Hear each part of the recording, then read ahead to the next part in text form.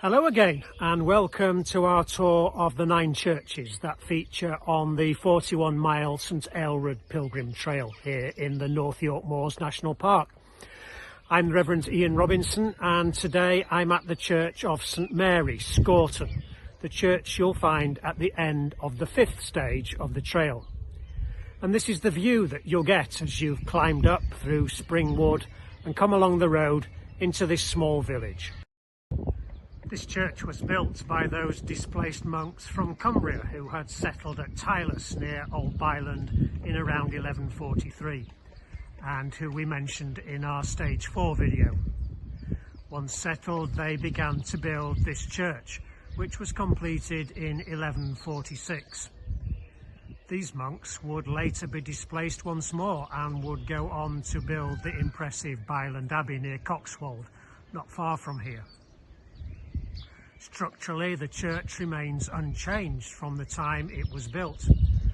There was a significant restoration in 1892, at which point the building had fallen into considerable disrepair. The south porch was added at this time, but even the eagle-eyed Nicholas Pevsner had to acknowledge that the church now appears as genuine as one can find medieval churches. The church is Grade 1 listed and made of a limestone rubble with a Welsh slate roof, and we have a 2-bay nave and a 2-bay chancel and a wooden bellcot on the west end gable. Just before we go into the church, we'll stop at this doorway where we have a beautiful zigzag pattern on the doorway arch which rests on these lovely capitals. These capitals being the same as those used inside the church in the chancel.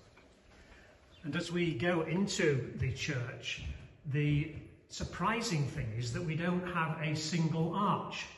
We actually have a triple arch separating the nave from the chancel, and that's really quite unusual. As we make our way down towards the right-hand arch, it now looks as though this arch contains a squint, and the same is true on the left-hand side. I think the evolution here is that the left and right-hand arches did at one time contain side altars, perhaps each with their own reredos, and it was only later that the altars and reredos removed, squints were formed in the arches so that people in the south and north of the nave could see the priest at the high altar.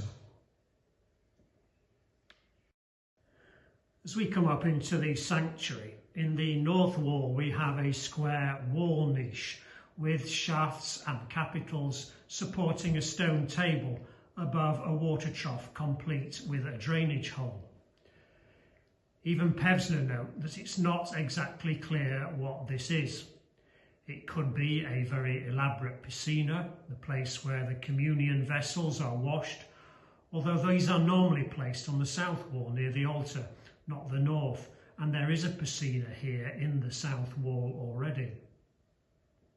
Conceivably, it could be a lavatorium being a long basin or sink where monks would wash their hands either before meals or perhaps before celebrating the Mass.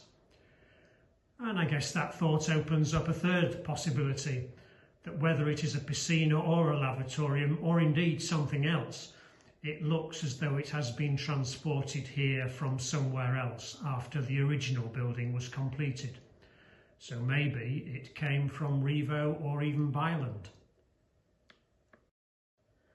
I've just raised the altar frontal here because behind the wooden altar you can see a stone altar. This is really quite a rarity as most were destroyed in the Reformation.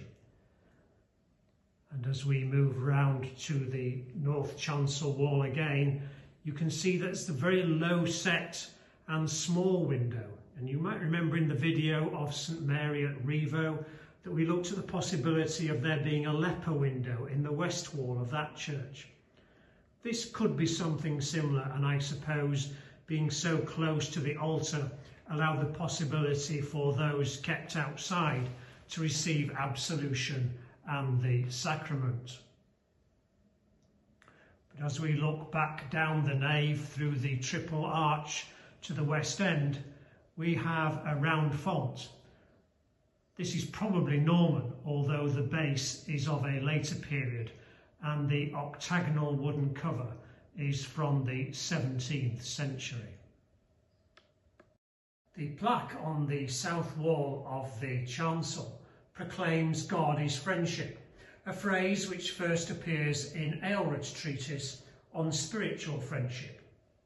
This treatise is a conversation which offers us some wonderful insights as to what real spiritual friendship is all about.